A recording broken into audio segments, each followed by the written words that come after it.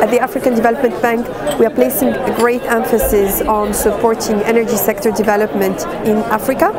As you may know, that's the region of the world where it has huge access gap and also huge opportunities for clean energy solutions. As such, we think the UN Secretary General Initiative of Sustainable Energy for All is well aligned with our energy strategy, which we are finalizing. And also, we really appreciate the European Union's emphasis on this and being a partner in that.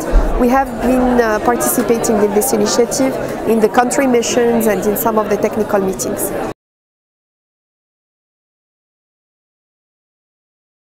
In my experience, countries in Africa know already what the priorities are, what the objectives are, what the opportunities are. What they don't have is enough financing out there to do all these projects and programs and initiatives. So when I'm come here, not only it's good to see everybody rallying, but it's good to see new and additional monies being pledged toward this, whether from the public sector or from the private sector. And as such, we really encourage everybody out there, bilaterals, multilaterals, private sector, public sector, to really rally behind this very important cause, because it's underlying economic and social development in Africa. We have to mobilize more money for this.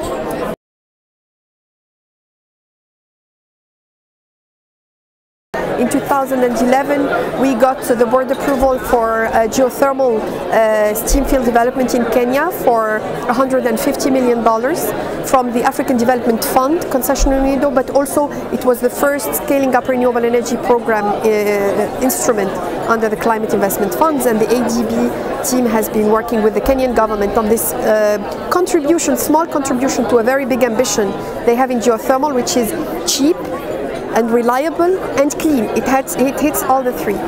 Similarly, we are helping on the hydro, sustainable hydro in Cameroon, Lampangar, with several other financiers. In 2011, we took to the board the powerhouse to generate electricity from there. So a number of initiatives are happening like that, whether in low-income countries, in fragile state, and in middle-income countries.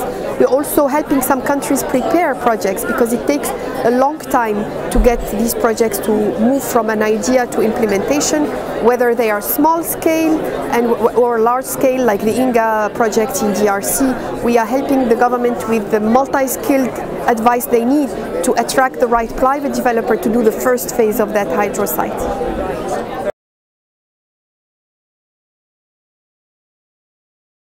From our perspective, access requires the whole line, and I think one of the ministers from Africa mentioned that we shouldn't neglect transmission and distribution.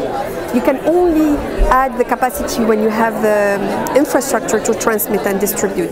So the two solutions to reach out to communities, including women, are either the urban, peri-urban, and when possible grid extension, or the off-grid mini-grid solutions. So we are exploring both. We are working in Mali on mini-grid, off-grid solutions, including mini hydro, solar, but also we explore the possibilities of pushing the grid when it makes sense economically. The decision in the end is economical factors to make it possible to do it and yet give these households affordable source of energy.